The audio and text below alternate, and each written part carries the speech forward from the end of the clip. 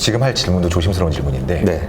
예약을 하는 장소에 대해서 상황별로, 장소별로 설명 좀 부탁드릴게요. 일단 가장 흔한 곳이 클럽에서 많이 하죠. 클럽에서 할 때는 예전에는 룸식으로 된 그런 데가 많았었잖아요. 네. 버닝썬도 그렇고 룸으로 된 그곳에서 많이 하고 하다 보니까 요즘 아예 그걸 없애버렸어요. 클럽에서. 그래서 그럼 룸이 아니면 안 하냐? 그게 아니고 밖에서 그냥 하는 거죠. 부스 같은 데서요? 네. 그래서 요즘에 클럽 화장실 같은 데 가면 그런 표지판이 다 붙어 있거든요. 약이나 이런 것들에 대해서 여기선 금지한다, 하면 안 된다. 예전에는 그게 없었거든요. 예전에 가보셨을 때 없었잖아요. 네, 그렇죠. 네, 없었죠. 너무 오래전이라. 네. 근데 요즘에는 그게 다 붙어 있어요. 뭐 클럽이든 뭐 라운지 바든 뭐 이런데 웬만하면 화장실 다 붙어 있거든요. 그게 붙어 있다는 말은 그만큼 흔하다는 거죠.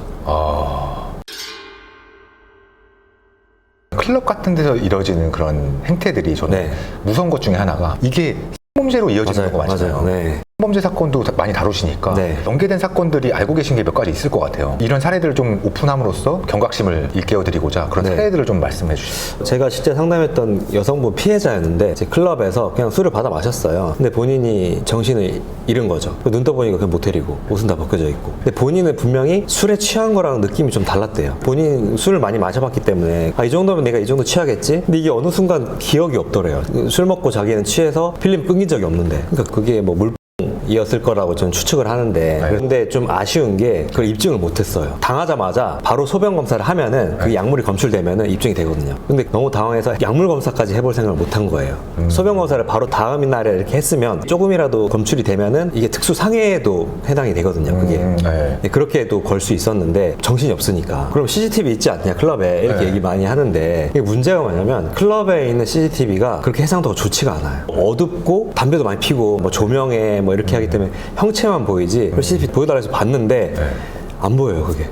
그래서 그것까지는 입증을 못했죠. 예전에 버닝썬 사건 때문에 이것 관련해서는 어느 정도 이제 국민들도 알고 계시잖아요. 네. 근데 저는 그 사건 이후로 공급책들이 몸을 사리지 않을까, 네. 좀 줄어들지 않을까 생각했는데 어떻게 생각하세요? 저는 오히려 더 늘었다고 봐요. 늘었다고 보세요? 네. 이게 그리고 또 물병도 뭐 이거를 유튜브에서 말하는 게 옳은지 모르겠지만 검색하면은 구할 수 있죠. 당연히 모든 약이 나쁘지만 저 물병이 제일 나쁘다고 생각하는 게 제 주변 지인도 이거를 당한 분이 계시거든요. 이거는 진짜 여성분들이 조심하는 수밖에 없는 거잖아요.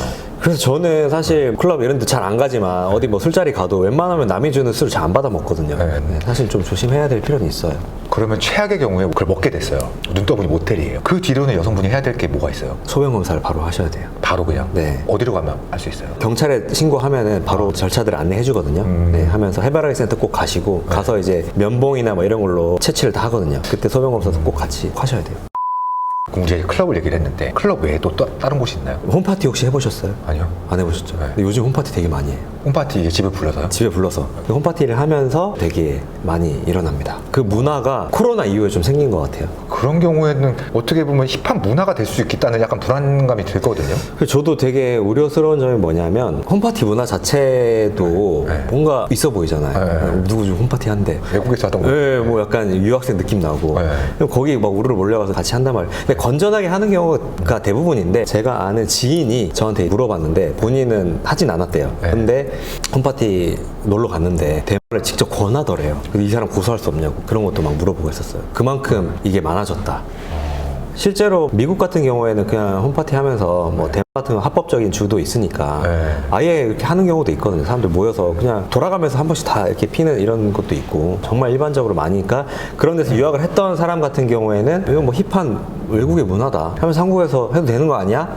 한국에서 절대 안 되거든요. 그리고 또 속인주의가 적용이 돼서 내가 예를 들어 미국 여행을 갔어. 난 여기 미국이니까 처벌 안 받겠네. 한번 했어. 처벌돼요. 한국 사람이 미국 가서 해도 처벌돼요. 한국 다시 돌아오잖아 이 사람. 그 수사기관이 이거를 했는지 안 했는지 입증할 수 있는 방법이 별로 없지 않나요? 알 수는 없죠. 미국 여행 갔다 온다고 해서 무조건 소변 검사 하는 거 아니잖아. 모발 검사 모든 사람 다 하지 않잖아요. 근데 제보가 들어가면 할 수가 있죠. 제보. 그래서 뭐 예를 들어 같이 친구끼리 놀러 갔어. 근데 약을 했어. 얘 친구 관계에 뭐 틀어졌어. 돈을 뭐 몇 천만 원 빌려가서 안 갚고 해서 틀어졌어. 그렇죠. 제보.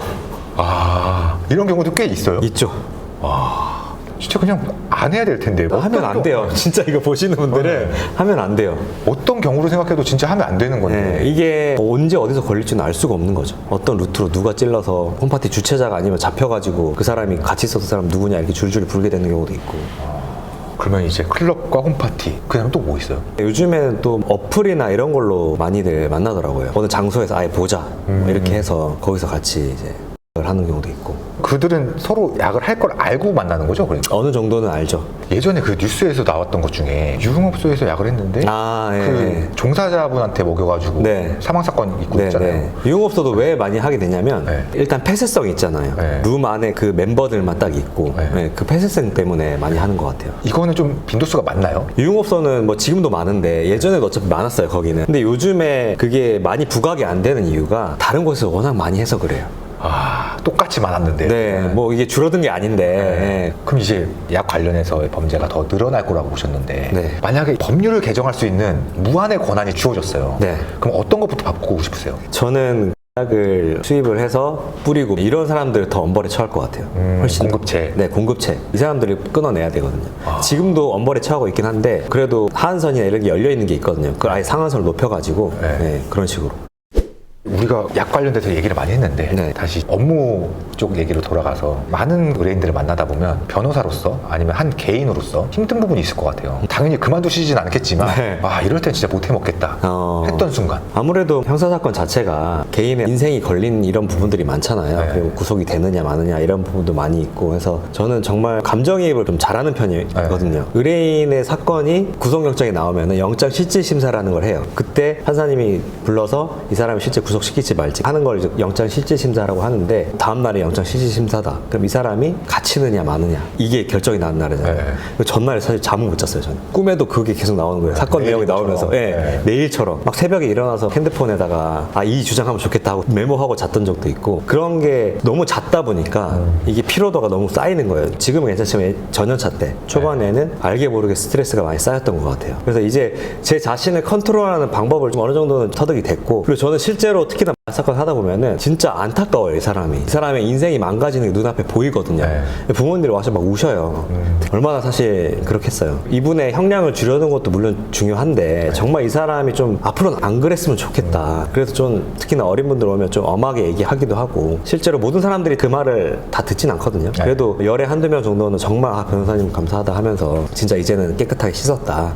그런 얘기를 들을 때 보람이 있죠. 방금 말씀하신 이 부분처럼 이거 외에 좀 형사사건 전문으로 변호사를 하기 잘했다 하는 순간 저희 협력사인 아정당을 소개해드리겠습니다.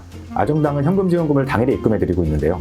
인터넷은 최대 47만원, 정수기는 최대 30만원까지 나온다는 거 알고 계시고요. 알뜰폰도 약정 없이 월 2만원대에 개통 가능하니까요. 365일 밤 10시까지 상담 가능한 아정당에 꼭 한번 전화해보세요. 인터넷 가입, 정수기 렌탈, 알뜰폰은 아정당입니다. 사실 제일 보람되는 순간은 좀 억울하게 고소되는 분도 있거든요. 특히나 성범죄나 이런 부분에 있어서는 되게 많이 있는 게 왜냐면 성범죄 같은 경우 특성상 CCTV나 이런 게 없잖아요.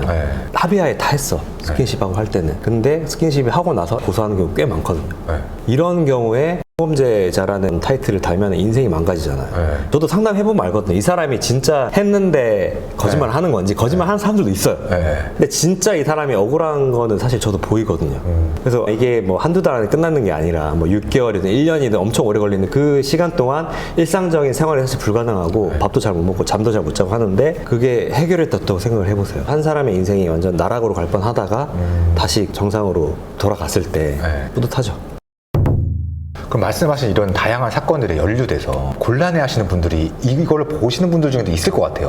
그런 분들께 한마디 해주신다면 뭐가 있을까요? 처음에 안타까운 게 변호사 상담 자체를 비싸지 않을까 이런 생각을 하시는 분들이 있어요. 그래서 덜컥 경찰 조사 나오라고 하니까 지금 돈도 없는데 그냥 가봐야지 해서 완전 망치고 오신 분들도 있거든요. 그게 진짜 최악이거든요.